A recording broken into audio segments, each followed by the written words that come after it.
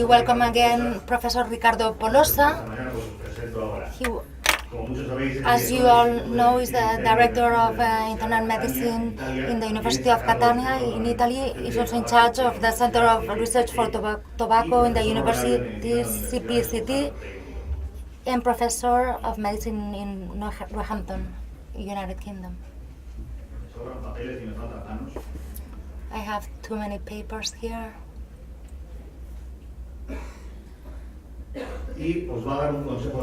And he's going to give an advice to the smokers from a doctor's perspective. Okay, thank you. I was asked to talk about doctor's advice to smokers. Am I qualified to say that? Well, I'm a doctor, that's fine. So I should be qualified. Let me tell you a little bit more about my background first. I've been a doctor involved mainly in respiratory medicine in my first year of training. And as many residents in my hospital, I was spending nights. And during those nights, I was trying to save lives. Okay? The sad thing is that after you spend a lot of time trying to save life, getting also a lot of greetings from the families, and you realize that these patients are going to die in the next month or so. So it's a waste of energy and money. And that's the reason why I decided to dedicate my life to prevention medicine, and particularly in the area of tobacco smoking, probably because I was influenced by the fact I was working in a respiratory unit, and you see a lot of lung cancer and a lot of COPDs, but let alone cardiovascular disease and infarction as an acute medicine doctor. So I founded the first smoking cessation clinic in Sicily in 2001, and that became very successful, and probably this places me in the right spot to talk about advice to smokers. There's no doubt that as a doctor and as somebody involved in smoking cessation, my first advice would be quit. You should quit. Okay, quit is clear. Less clear is how quit. And there's a whole world that develops around how to quit, because it's very easy for a doctor to preach a patient that smokes and say, you should be quitting, and that's it. So what happens then? Question mark. Have you ever seen a diabetologist meeting somebody with diabetes and, reviewing the charts and say, you have a high blood sugar, you should lower it, and that's it, end of consultation? Have you ever seen anything like that? No, you act, you do something, you make a plan, you start engaging with your patient in order to lower the blood sugar. That's the aim. So it's all about planning, it's all about acting, it's all about having a strategy. And the question I put here, I've been stealing from the Cancer UK desk, is what is the most common advice which a doctor makes to smokers, actually GP, family doctor? Well, it is the advice to stop smoking. Here again, the same mantra, advice to stop smoking. Yes, it's an intent, it's a declaration of intent, but it doesn't say very much about it. Guess what? I've been through this myself. I was pretending to assist smokers simply by prescribing Zyban, bupropion at the beginning, and I thought I was doing just right, but I wasn't. Obviously, you can talk about all these nasty diseases that smoking causes. You can preach, scare your patients about the nasty consequences of continuing smoking, but it doesn't work for everybody. Everybody puts a different value to their own lives, and they take their own risks. So for somebody with impotence, for example, you should change the narrative. You should say, well, if you quit smoking, you may regain a lot of your sexual power. And it's been shown in papers.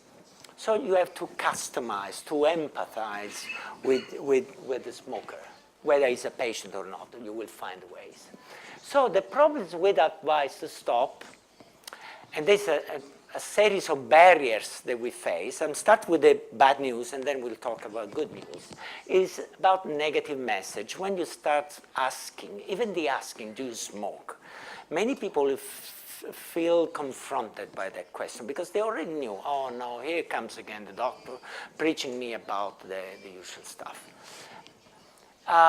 Many doctors think they're not trained to do this, and maybe they're right. I wasn't certainly trained into smoking cessation counseling. I had to fly and spend 2 weeks in a department in Verona, and they were specialized in treating addictions, including smoking, but not smoking. And then I started a few courses with the European Respiratory Societies, and my cessation skills improved little by little, particularly because we then employed a clinical psychologist, and their view is completely different from that of doctors. You know, they're more empathic, they understand people better than doctors. Doctors are always in a hurry. They just want to medicalize people and to review charts, and that's it. So, another problem is the vast majority of universities do not have training programs for cessation, okay? And that's something that we should be dealing with, and probably we need to address this in the future. It's about nagging. For some people, it's nothing new. We knew, doctor, oh, come on, this is been said over the television over and over again. And encourage conflict and denial situation. It is a frustrating job at the end of the day. You know, it is about, it's not, it is perceived by medical profession as kind of giving a good advice sort of scenario. So it's frustrating, it takes a hell of a time. And that's a massive problem for many doctors. Just look at this interesting systematic review, which was done a few years ago by Vogt and colleagues, and look at how much time-consuming, the not being effective, and no confidentiality, and no skills in delivering a smoking cessation plan was impacting their beliefs. So it is quite incredible that a range from 15 to 73 family physicians found that it was time-consuming, 13 to 85% find not effective, and the lack of skills was impacting for something like about 10 to 37%. So we just need to change strategy. And the change of strategy is all about how to stop smoking, how we need to get better organized to these very difficult and frustrating jobs. Okay, when we started a long time ago in the early 2000s, the idea was, you know, 5 A's, ABCs, but I like this from a New Zealand colleague of mine, Dr. Hayden McRobbie, who came up with the idea of A&A. Ask and act. I like this, very pragmatic, let's do this. Again, you need to attach to the acting contents. Otherwise, again, you are just demagogically speaking to people. And another important thing that you really need to take into account is that quitting smoking is not a process. It's an event. You know, it never stops. People are on the long journey, and they may relapse anytime. Keep this in mind, because this is very important when we try to make comparison with alternatives. So the plan, the first thing you want to have when you quit smoking is to have a plan. A plan can be something like this. You know, you decide the initial visit, follow-ups, telephone calls, nurse visit, and you do a lot of Italian things that I'm not going to translate for you. But they are good things. Good actions. Okay, but you need to have a plan, a follow-up, then you need to discuss with your smoker, with your patient. That's very important. Sharing the plan. Then another important thing we've been told is pharmacotherapies. There are a number to choose from, and we know they are effective. Particularly randomized controlled trials are showing that all of these four are very effective, particularly if you combine them in various forms. Okay? However, nevertheless, there are barriers. We know that these whole smoking cessation programs are not working extremely well. Maybe in some countries they do, but in other countries they surely don't. And we need to understand why cessation programs are so unpopular, particularly amongst doctors and particularly amongst the smokers. And there's a list here that I put up for you. You know, many doctors really believe that patients are not truly interested. They just come for the first visit and they just, you say, bugger off, you know. They don't actually care. This is reality. I'm talking about the reality of things. The things I have been living on experience on my skin for many, many years. So sometimes the lack of interest is not based on the fact that I'm not interested in having a better health, and in empowering their health. It's just about parking, finding a parking spot, coming to the visit.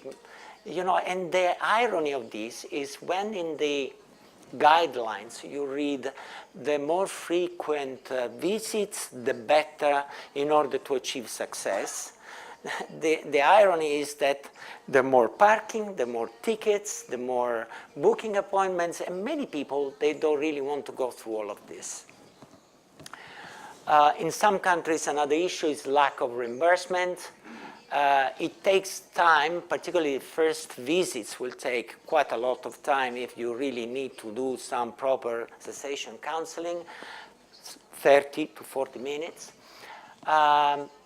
Lack of training, we've been talking about this. And for many doctors, they really think this is not our job. This is for somebody else, for Marewa. Marewa can do it. Luis, she's good, okay?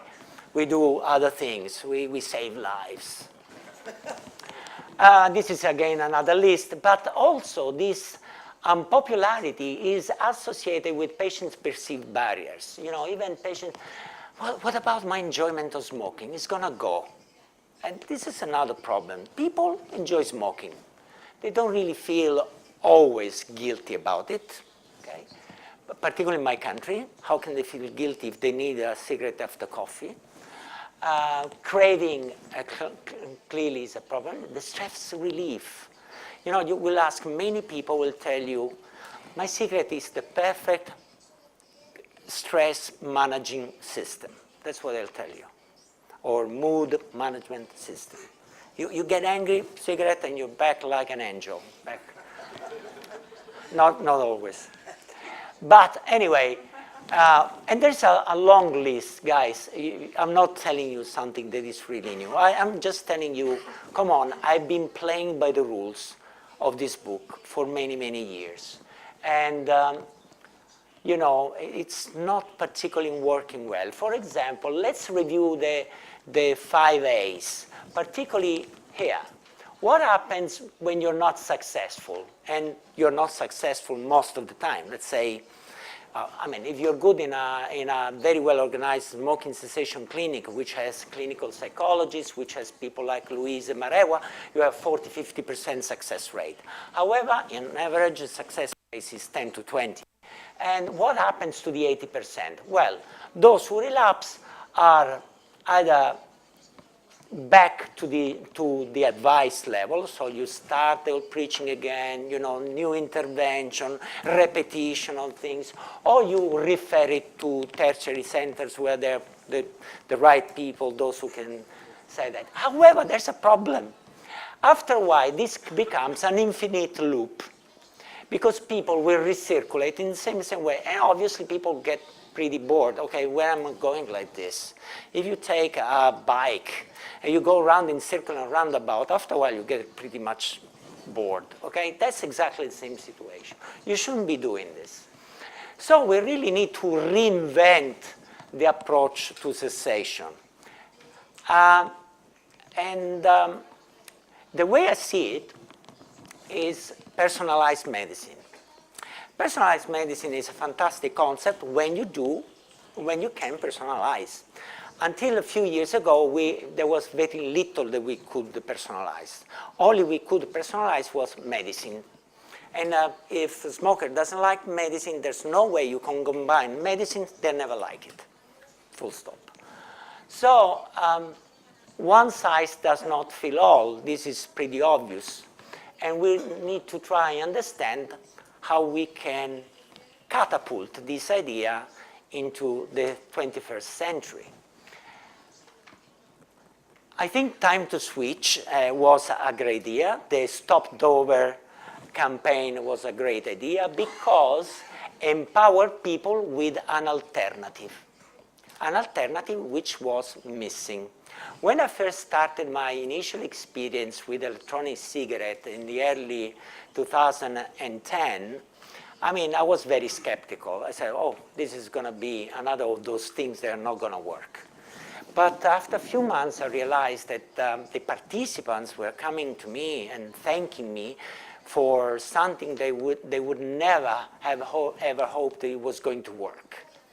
So I was energized by them. I said, wow, that could be a good thing. And maybe the innovation of these products will make it improved, and I can improve success rates that were not very sensational at that time, I must say. So I really think that quit or switch is the equation. Okay, quit, let's try to quit, let's play by the rule book, but if the rule book doesn't work, we just need to think of alternatives. And the alternatives may be vaping, okay? I just illustrate this case scenario because I like the idea of the vaping shops. Reason being that when we started helping people, helping smokers to quit by using vaping device in a way that Luis did, at the beginning, we felt very arrogant that we know everything about vaping. And then we realized a few months later down the line that in reality the vape shop owners knew much more than us. So the idea was to diversify our strategy, and those who were interested in trying electronic cigarette were sent off to the close and friendly vape shop, okay? So we organized a sort of a program in collaboration with the vape shops. And that's what actually happened. You know, the rationale is very simple. When we started the first study with the first generation three-piece products, the level of abstinence was at about 20% in observational studies. When we then moved to second generation, same setting, you know, we moved up to nearly 35%. So I thought, what's going to happen if we invent Generation X? And probably this will go rocketing to 70% or more, whatever. That was the idea. I think that combining counseling and medication improves outcome. I really do believe that it's the case because it's going to address two aspects of smoking dependence. Let's call it dependence, okay? Smoking love. One is addressing the physical need for nicotine, and the other one is addressing other needs. They are very complicated. There's a large taxonomy associated with that. Well, let's say behavioral support to cope with different things, coping skills, strategies, stuff. But we came to the understanding that we need some balance to achieve best results. And the balance is about the liquid and the hardware. I think Today you heard Jacques talking about this. It's all about balance. So it trains people to achieve that balance. And that's exactly what the vape shop owners in that study were doing. And that's the reason why everything under the umbrella of support and vape shop professionalism and skills enhances the best results. Let's see what happened in this particular study. We had 10 vape shops collaborating with us. At the end, there were 7. They provided a number of smokers. And these are the results, the cessation rates at these vape shops. At 6 months and at 12 months, the level of success was about 40% and stable. That's the very interesting point. It's the stability of the success rate. And the reason for that is, I believe the electronic cigarette is a powerful relapse prevention tool. It's something that you still have in your hand, in your pocket, and it's an incredible ally in preventing relapse. And that's one of the reasons why when you look at the quit rate in studies, in randomized control studies of, let's say, FDA-approved medication, what you see is a constant decline, particularly after the 12-week mark point. It's because you withdraw medication and you're on your own. You don't have your dummy anymore. You don't have your, how do you say, crutches anymore, so you cannot be helped. But vaping, the electronic cigarettes will represent a form of dummy or crouches. So the new mantra in smoking abstinence, according to myself, I hope to many of you, should be quit or switch, not quit or die. We all agree about the quit part of the mantra, but we should need to be exploring how to fit the switch into the mantra without annoying too many people. And I think it's important to communicate this to regulators, to the community, to scientists, to health professionals. Clearly, there'll be people that are not interested. You know, they'll look aside. I see some people that are half asleep over there, that guy, bald, maybe not very interested. But there are people that seems to be engaging, and they're engaging with the leaders. And Carmen has been the great leader in this whole event, and we should all thank her because I know how much suffering she's been through. Obviously also Angeles, and unfortunately she cannot be here, but our thoughts are with her and with her father that is not feeling extremely well at this moment. So a big round of applause to Carmen for what she's done.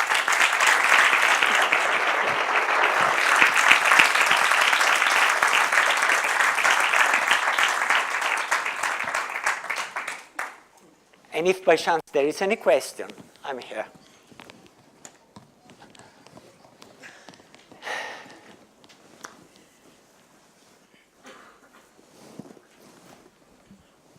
Just wanted to say that what you just presented really echoes with me, because I have daily questions about, is vaping better? Is vaping more harmful? Is vaping less harmful? And it's much more easier to customers to go in a store and just ask, the cashier, is it better or not? Because they don't feel like they're sick people. They are treated like customers. And so that's why we get asked those questions daily. And in my experience, I have seen that the more we tailored the experience, the more choice we have, we offer the customers, the less failure rate we have. That's just what I wanted to add.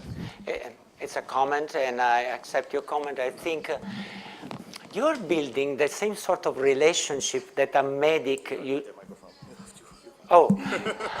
the same sort of relationship that a doctor builds with his own patients, you know, kind of, it's a fiduciary kind of relationship. And if you can deliver what you're proposed to deliver, people will be with you. If you're saying to your patients, honestly, look, unfortunately, this is what you have. I cannot give you new life, but I can make it better, and you're making it better, the level of human contact will be enhanced enormously.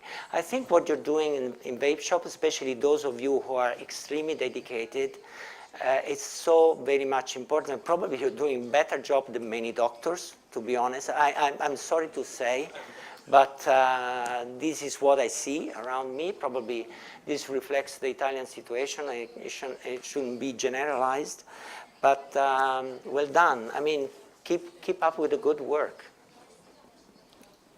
I have it. Before you, Roberto, I've got the mic. I very much appreciate what you're doing about professionalizing vape shops and what Jacques was talking about as well. But there are 10 million smokers in Spain. There are people who live in poor areas throughout Europe, in post-industrial towns and villages, where rather than a vape shop, their e-cig shop is what we call them poundland shops or euro shop, you know, €1, you know, per item. So they haven't got access to vape shops. So the question is how you can make vaping easier and how you can cascade the message further than the clients and consumers in the vape shops. And there was a parallel when we were doing work on drugs harm reduction, because you can set up a needle exchange, but only a fraction of people come into there. So you've got to get needles and syringes out further. And one thing you do is you train the injectors who come into the needle exchange to be secondary distributors. You train them in overdose prevention, and you know they become they cascade the messages and the training. So it's how you can get beyond the physical side. Otherwise, you're kind of replicating a smoking cessation service, which is very important, but again reaches a very specific population. So how do you go further? The question of mass producing beneficial effects, exploiting networks is clearly a good one, Jerry. And I mean, we face the same problem in Italy with the smoking cessation center network. We were serving only 0.1% of the smoking population. So the history is repeating itself.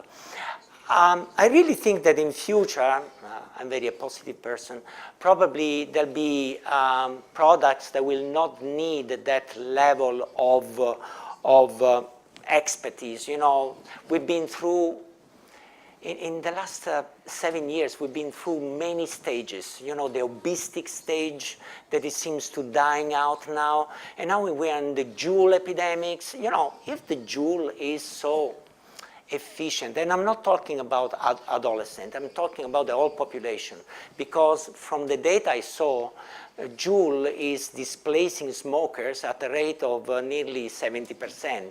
So these Juul people will be needing a Nobel Prize instead, in my opinion, because I've never seen anything like that. So simplification and innovation in the technology will bring some sort of simplification, will be a solution. I was asking myself, going to the point of mass producing the benefit of tobacco harm reduction, what should we do in Indonesia, for example, where there are a lot of smokers, poor people, and a lot of young smokers. And that's, to me, as a public health advocate and tobacco harm reduction advocate, is a key.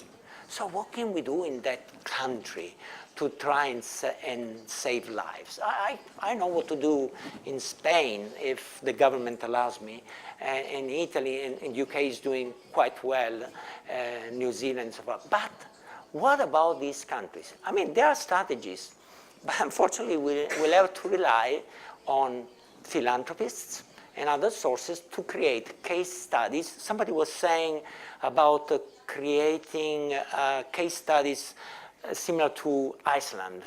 Somebody said, you said it. And I thought it was a great idea. We just need to pollinate different areas which are mature to develop that idea and to create more case studies. Obviously, this is going to be kind of easy in places which are already in contact with this new technology. But what about poor young people in Indonesia who smoke 3-4 kretek a day, and that's all they can get? You really need to be very, very smart there, very smart. I think an answer, we should not forget social media. They are really useful. In France, we have a couple of Facebook pages. And one is called I Don't Smoke Anymore. And there are teams. One is on NRTs. The other one is on vaping. There's another one, people who don't want to use anything, etc. And there are people that give advice. And I mean, it comes from your generation. I mean, it's expert users. Does anybody from the audience add anything to the problem of spreading these new technologies to poor people or people who can really afford them and who struggle with it? Yes? Yeah, I have come from one of those countries. It is the market itself might, you speak about philanthropers, or that would be fantastic if Mr. B would suddenly have a change of mind, etc. But sometimes the market in this type of countries gives you an answer. In the case of Mexico, you do have high-end vape shops for middle-class people, urban middle class, very popular, etc. But the question is, what type of vapor products poor people use? Mm-hmm. Because there is these countries you mentioned, Indonesia, etc., there's inequality of income, social class division versus, so the issue is somebody upper middle class goes to a vape shop and so on, and it's more or less similar to what would happen here in the rich countries. But poor people, what do they do in Mexico? They get very inexpensive cigar-likes from China. They pay maybe €5 for one of them. They are not fantastic, but also they are not so bad, and they massively buy them. And then who supplies that? It's obviously not Enjoy or any of these companies. No, it's people who get from China. It's a sort of say menudeo, I don't know the word in English. Menudeo. Alguien me ayuda. Well, okay. Whatever. It's people, retailers, small retailers, individual, they bring it, and there is a chain of supplies that is partly done, because it's illegal to publicize everything, so it's done by mouth. Word of mouth. Yeah, and by community. Okay. Now, this is just a skeleton of something that could be done in this type of countries, right? And so I think it's important to watch out what's going on, and I'm sure that there are phenomena like that in other countries. It is interesting because what you're saying makes me think of Japan. Marijuana, Japan. Japan's situation is there's an explosion of this heat-no-burns product, and clearly you really need to study also the society and how much they all work. They're all workers. They all get a good wage. I haven't seen any poor in Japan, really. If there is, they are minority. It's a closed society. 95% of people who live in Japan are Japanese. So that explains also why a product like that sells at $75 or whatever is going to have a fortune. So I'm not sure whether the Japan experience can be replicated in other countries beside, the other factors, such as, e-cigar already there. I don't think the fact that e-cigars are not in Japan is being a factor. It would have been creating a more diversification of the market, but this is about it.